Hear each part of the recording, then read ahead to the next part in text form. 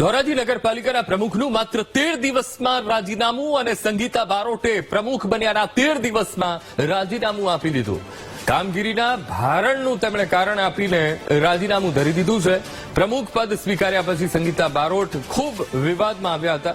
મુખ્યમંત્રીનું નામ તેઓ ખોટું બોલ્યા હતા અને આખો આ વિવાદ એ સપાટી ઉપર આવ્યો હતો અને ચૂંટણી પહેલા સંગીતા બારોટનો દારૂ સાથેનો એક વિડીયો પણ એ સોશિયલ મીડિયા ઉપર ખૂબ વાયરલ થયો હતો। ચર્ચાના ઈરણે એ વિડીયો ચડ્યો હતો અને થોડા સમયમાં રાજીનામું આપતા ફરી એકવાર ચર્ચા જાગી છે।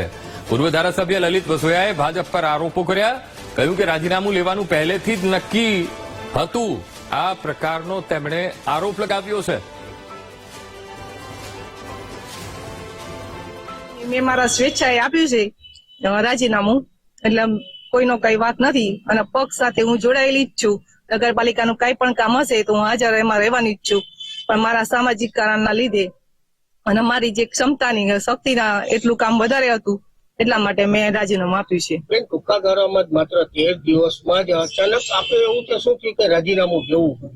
મારી શક્તિ કરતા વધારે કામ હતું નગરપાલિકામાં, એટલા માટે મારે રાજીનામું આપવું પડ્યું।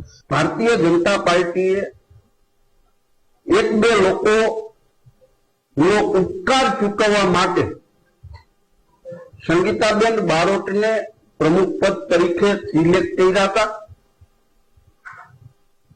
સંગીતાબેનનું રાજીનામું પડશે એવી ધોરાજીની પ્રજા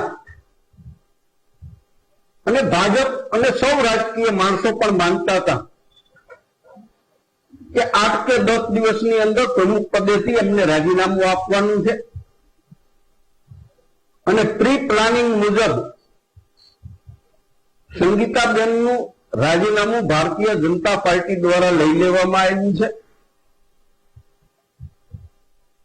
લોકોમાં અનેક ચર્ચાઓ છે કે સંગીતાબેનનો વિડીયો ચૂંટણી પહેલા પણ સામે આવ્યો હતો, ત્યારે જ સંગીતાબેનને પ્રમુખ ન બનાવવા જોઈએ, પરંતુ કયા કારણોસર સંગીતાબેનને પ્રમુખ બનાવ્યા છે એ પણ લોકો ચર્ચા કરી રહ્યા છે।